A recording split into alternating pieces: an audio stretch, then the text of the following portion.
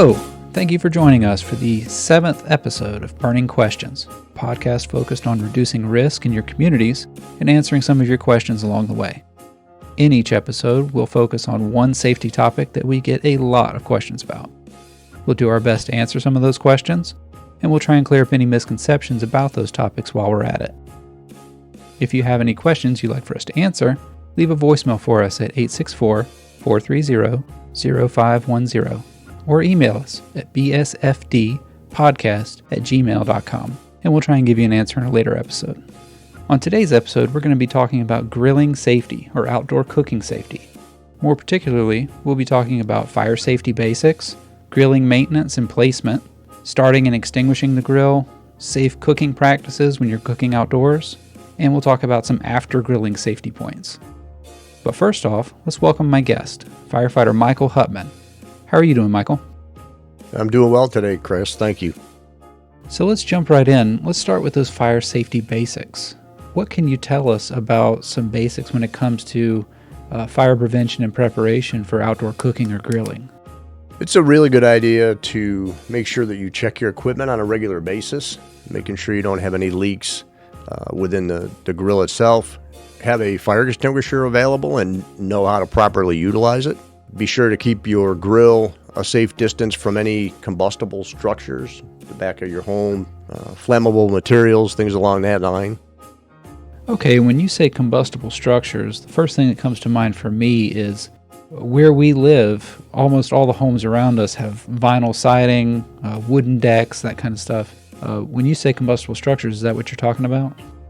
Exactly. As a minimum, it's recommended that you keep any grill no less than 10 feet away to minimize the potential for causing a problem on that structure. That's a great point. And as we've seen in the past, a lot of the homes in this area, they have vinyl siding, they have vinyl soffits. They're all wood frame construction. So if there were a fire on the exterior, it can go straight up the siding, right into the soffit, and you end up with an attic fire in just a few minutes. That's correct. It's also a really good idea when you're talking about safe distance to establish with any young children that the cooking area near the grill is not a play area, that they should stay away from that grill and teach them the importance and the potential for burns and injury if they do become involved in that area. So Michael, we've been talking a lot about not grilling near or on combustible construction. Would it be safe to use a propane or charcoal grill on a wooden deck? It is not recommended to use a grill on a wooden deck due to the risk of fire. Over time, the heat produced by the grill and the proximity to the flames can lead to accidents and possibly ignite the deck. Okay, and then what if I live in an apartment building or I have a balcony off my apartment? Can I use any kind of grill on that balcony? Grilling in a balcony is a significant fire safety risk, not only to yourself, but to other residents in the building. And in most cases, it's prohibited not only by local regulations, but by national fire codes. And more than likely, it's against or will violate the lease with the apartment complex. That's a really good point. And you mentioned fire codes. I know the International Fire Code specifically calls out no open flames within 10 feet of combustible construction. And I'm pretty sure, and correct me if I'm wrong, but that would apply to this, correct? It does. Thank you for clarifying that. That's really good advice. Can you give us some tips on maybe some proper equipment handling and maintenance of a grill? Absolutely. Maintaining the equipment might involve, or should involve, cleaning the grill after each use. It's not uncommon that you have residual product and grease in and around the area, cleaning out the grease trap itself, scraping the grease off the grates on the top, because that can contribute to an additional fire or flame spread. Checking your connections if it's a gas grill, checking those each time before using the grill to ensure that you don't have any leaks. So when you're talking about the fuel for the grill, a lot of the ones that we have around here are just propane grills, but we also have wood smokers and charcoal grills. When it comes to that propane tank, though, can you give us some guidance on how to safely handle propane and what we can be watchful for? It's very important to ensure that we store the propane not in a structure so that it's not near any heat source. Be sure that it's properly closed. And as I mentioned, making sure that when you make the connection to the grill, create a soapy substance with water and dish soap and check all your connections to ensure that you don't have any leaks prior to lighting the grill. As we just talked about the fuels and we mentioned charcoal earlier, can you give us some safety tips on how to properly dispose of those hot charcoal briquettes? What can we do with those to stay fire safe? It's important to remember that the briquettes and charcoal that you use after you're grilling to dispose of them properly, they still retain their heat and can still be a significant fire potential if we place them at or near something that's combustible. There's been a number of cases where people will place them in a paper bag. They'll pour them in the mulch alongside their home or up against the back of their house. And then, as we talked about earlier, once the heat source has generated enough heat, it can contribute to flame spread up the back of your house and into your attic space. So it's a good idea to put them in like a metal can, store them away from your house, and eventually soak them down and wet them down to make sure that they don't retain the heat and they're not a problem for you. That's good advice, but we have seen and had fires before. For people that think that the ashes are completely cool, they'll put them in a plastic pail and put it on their wooden deck. Or we've had people that dumped them straight into their large green trash cans, and then the trash can eventually catches fire, it burns up the side of the house, and they lose their roof. So just like Michael said, make sure you handle those responsibly. That's absolutely right.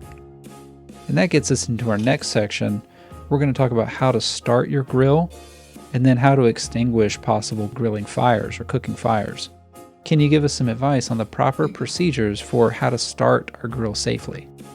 Absolutely. One of the common mistakes that people do is they turn the propane on from the source tank and fail to remember to open up the top of their grill.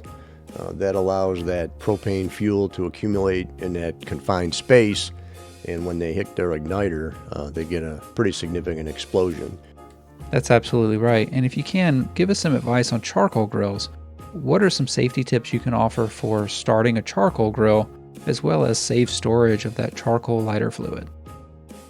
One of the biggest mistakes people do when lighting charcoal is they will use additional lighter fluid once they have a flame established, which can result in a significant fire and possible burn injuries. So it's important not to add additional fluid to an already lit grill.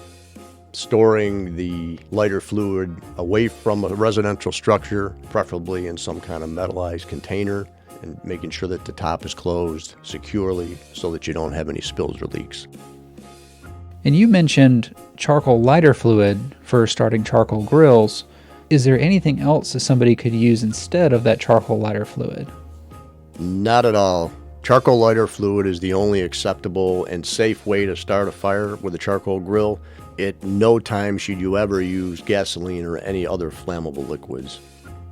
And correct me if I'm wrong, but half of the reason for that is charcoal lighter fluid was designed for starting charcoal, whereas gasoline, ethanol, any kind of mineral spirits, anything else that you might have is far too flammable and probably doesn't even burn long enough to get the charcoal started. It's more of an explosive hazard rather than a way to start the charcoal briquettes, right? That's correct. Especially with gasoline, with the vapors, you don't know where they are, and the potential to have a significant event, an injury, is far greater when using gasoline. So you want to avoid that at all costs. So let's say somebody is cooking with charcoal or gas and they end up having a grill fire.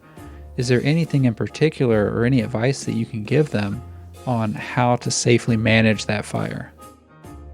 With a propane or gas-fed fire, one of the simplest ways to mitigate a fire is to secure the fuel source. So if you're able or in a position where you can shut the tank valve, or in the case of a pre-piped natural gas line, there'd be a quarter-turn valve. You can shut that off and stop the fuel, and then you can close the top to the grill, which should help put out what's burning on the grate. So we've talked about extinguishing a fire on the grill. Should we keep fire extinguishers near the grill? That's a great idea. And in addition to having that extinguisher, it's very important to know how that extinguisher operates before the time comes that you need it. What do we do if it's not the propane or the natural gas that's burning? What if it's the drippings or the grease coming off the food and you end up with a flare-up? What are some safe ways to put that out? Again, those are usually as a result of failing to properly maintain and clean your grill after each use. but they do occur. Once you've secured the fuel and turned the gas off, you can close the top of the grill as well. And certainly if there's any concern that this fire is not out or you're not comfortable with the steps that you've taken, we would advocate that you dial 911 and have the fire department check it for you. That's great advice, and we never want anybody to hesitate before calling 911 because we would much rather come out when there's no fire than run the risk of you not calling us and the fire getting much larger before we can come and help you. So Michael, can you give us some examples of some safe grilling or some safe outdoor cooking practices? Yeah, I mean, we already spoke about making sure that we've placed the grill safely away from any structures. We want to reaffirm that we've established that kid-free zone so that we don't have children playing or wandering through the area when you're out at the grill. We talked about how to start it, how to start the grill, how to light the grill safely. And when you take the few minutes to preheat the grill, a lot of times you can burn some of that residual product off.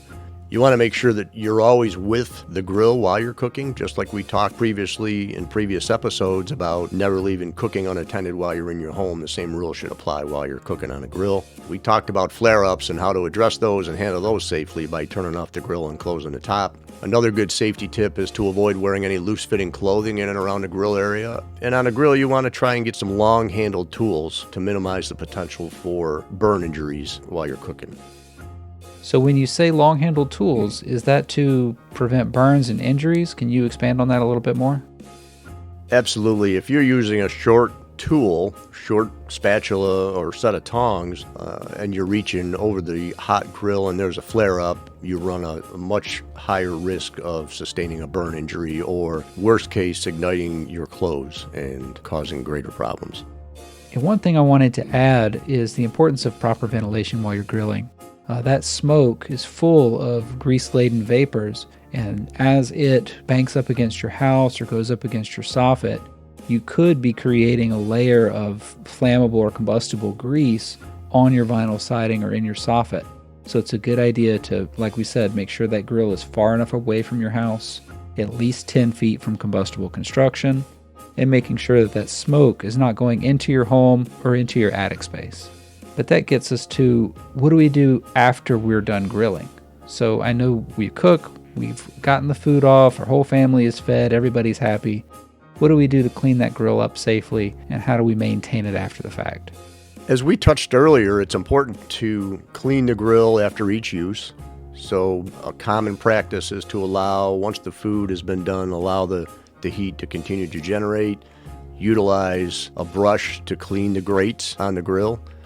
Once that's sufficiently done, turn off the fuel and then the grill itself, which will allow any residual fuel that's in a line between the source and the burners to burn off. It won't allow that gas to accumulate in the grill itself. So once all that is done, can you talk to us a little bit about the significance or the importance of safe storage of the grill, as well as safe storage of the propane cylinder or the charcoal and lighter fluid? Absolutely. Again, one of the biggest things that we want to ensure is that all of the products, the grills that we've utilized, charcoal, propane, or otherwise, are off, they've been cleaned, they're secured, and they're cool. And we keep them away from any combustible materials, any combustible structures. We want to make sure that if we're utilizing charcoal, that we keep the charcoal lighter fluid out of little hands in a safe location, and again, as we mentioned earlier, that the top is on and it's secure. The charcoal briquettes themselves are kept in a safe and a dry area. Those are some post-grilling tips that'll help you stay safe. So obviously our listeners are interested in grilling safely. Where could our listeners go to find some more fire safety information and resources for outdoor cooking and grilling? You can go to nfpa.org. Look at the state fire marshal's website, and certainly you can contact your local fire department and they'll be able to provide you with some additional information. And what I'll do for our listeners is I will include links to the NFPA website, as well as a specific link to NFPA and USFA's take on outdoor cooking and grilling safety. So that'll be down in the description. That's all really good advice. So in this episode, we've covered a lot of topics. We talked about kind of some fire safety basics when it comes to grilling or outdoor cooking. We talked about grill maintenance and placement. We talked about starting and extinguishing the grill, and that is extinguishing a fire that occurs on the grill. We talked about safe cooking practices, and we talked about some after-grilling safety as well. And if I can ask our listeners to do one thing, it's just to take a few seconds before you grill next time to make sure that you're grilling safely. A few seconds or a few minutes ahead of time can help you stay safe and prevent a major loss or a very dangerous situation for you or your family. So just taking those few moments ahead of time, make sure that what you're doing is safe, make sure that there's no real fire risk when you're grilling, clean your grill and maintain it. All these little tips can really add up and keep you safe in the long run. I'd like to take this moment to say thank you to Firefighter Michael Huppmann for sitting in with me today. You're welcome, Chris. It was great to be here. This podcast was made possible by the Boiling Springs Fire District in Greenville, South Carolina. I'm Captain Chris Camacho. Stay safe out there. #HaveAFireSafeDay.